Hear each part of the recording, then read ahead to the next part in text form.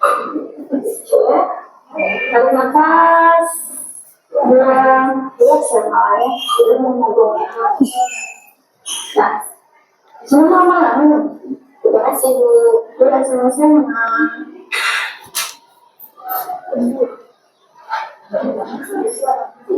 Bisa ketemu?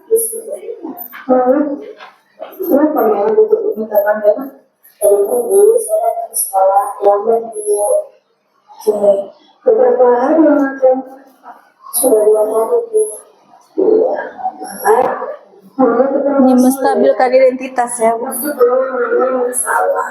Dulu tidak punya masalah, malah tidak punya masalah. Memang lagi diperhatikan 2 hari ini malah datangnya terlambat ya. Nah, apa yang berarti malah datang telat ke sekolah?